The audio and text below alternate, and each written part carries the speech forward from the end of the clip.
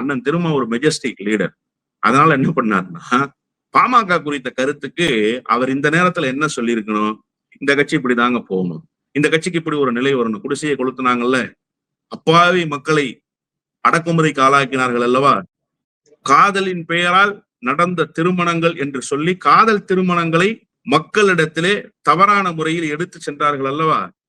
இளம் தம்பதியர்களை கொடுங்கோன்மைக்கு ஆளாக்கி அதில் ஒருவரை பலியிட்டு ஒருவரினுடைய வாழ்வுக்கு எல்லா வகையிலும் முட்டுக்கட்டையாக இருந்தார்கள் அல்லவா? எனவே இந்த நிலைக்கு அந்த கட்சி வந்திருப்பதில் ஆச்சரியமில்லைன்னு சொல்லி இருந்தா இன்னைக்கு ராமதாஸுக்கு இந்த வாய்ப்பு கிடைச்சிருக்காரு. ஆனா ராமதாஸுக்கு ஒரு ட்ராக்கை உருவாக்கிட்டார். திரும்ப என்ன சொல்லிட்டாருன்னா, வட மாவட்டங்கள்ல இருக்கிற சிலைகள் பூரா அம்பேத்கர் சிலைகள் அவர் அமைச்சதுதான்.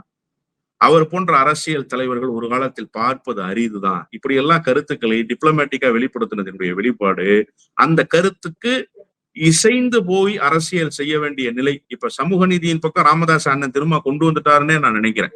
அந்த பேச்சுக்கள் அப்படித்தான் கொண்டு வந்திருக்கிறது. அதுதான் நான் சொன்னேன், திரும்ப மெஜஸ்டிக் லீடர்னு. அந்த நிலைப்பாட்டை ராமதாஸ் பக்கம் நின்று எடுத்து விட்டதாகவே நான் உணர்கிறேன். அதனால பாட்டாளி மக்கள் கட்சி பிசிகாவும் சுமூகமான உறவுக்கு வந்துருமா? அப்படியெல்லாம் ஒன்றும் வாய்ப்பு கிடையாது.